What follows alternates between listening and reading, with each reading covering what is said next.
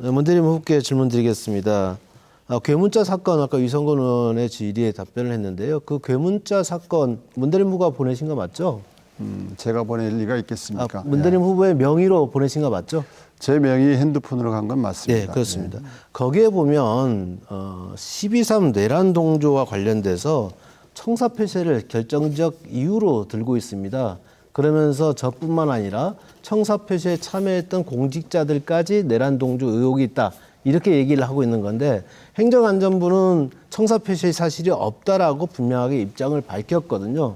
저는 허위 사실이라고 보는데 어떻게 생각하십니까? 그 괴문자의 내용이 그렇지가 않고 그렇지가 않고요. 예를 들어서 행정안전부가 그 입장을 확인해주지 않았다면 행정안전부가 네. 행정안전부의 서류에도 보면 자료에도 보면 그런데 왜 문자를 보냈을 때 이름을 명시하지 않고 누가 보낸 건지 모르게 보냈습니까? 그 부분에 대한 혼선에 대해서 제가 사과를 드린 것이고요. 아니 그러니까 그리고 이 괴문자를 보냈는데 청사 폐쇄를 안 왜 했습니까? 문대림의 청사 폐쇄를 이름을 안 걸지 했습니까? 않고 보냈습니까?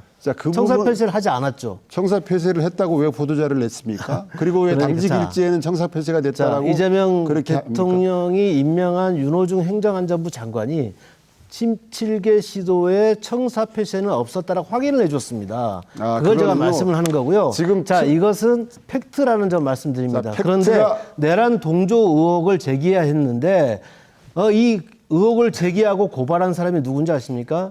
지난 2022년 선거에서 저와 경쟁했지 않습니까? 경선 과정에서 그때 문대림 후보의 대변인을 맡았던 분께서 고발을 했습니다. 그래서 1차 특검에서 각하 결정이 났어요. 이유 없다고.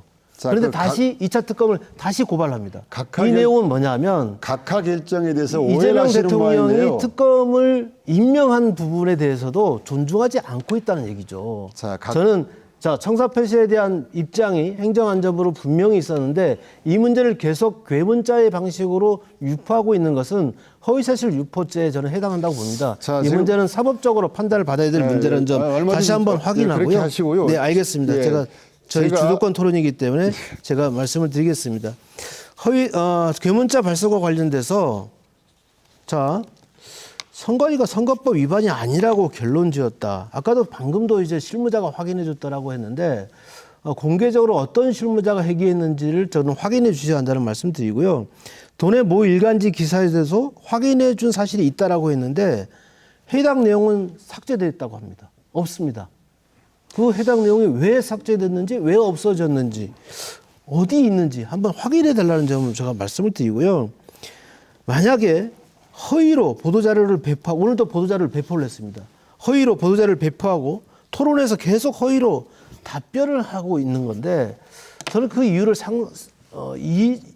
인식을 이해할 수가 없어요. 만약에 답변합니까? 허위사실 저는 유권자의 판단을 흐리게 하고 수사에 영향을 미칠 수 있는 고의적인 저는 허위사실 공포죄에 해당한다고 생각합니다. 허위사실 공포죄는 공직선거법 제250조에서 제시하고 있는데요.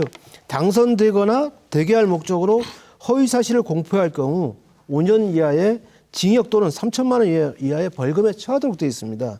이 문제에 대해서 어떻게 생각하십니까? 허위사실 유포한 적 없고요. 일간지 보도는 있었던 게 분명하고요. 그게 지금 존재하는지 사라졌는지는 그 일간지에 대해서 알아보시면 될 것이고요.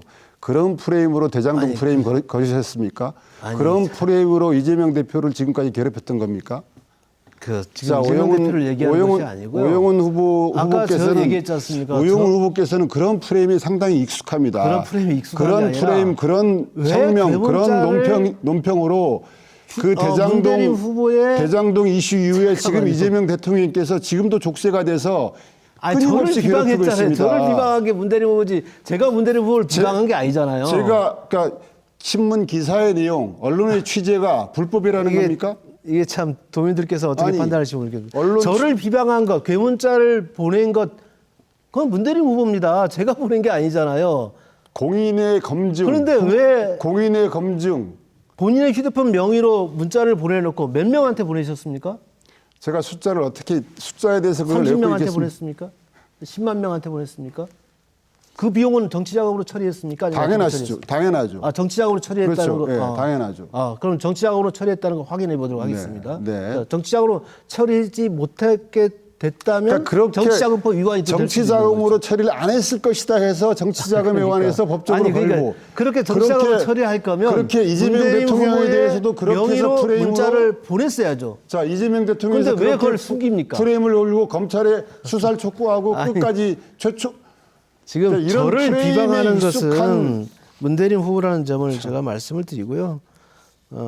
저는 괴문자 발송과 관련돼서 명확히 도민께 사과해야 되고 저한테도 사과해야 될 문제라고 저는 생각합니다.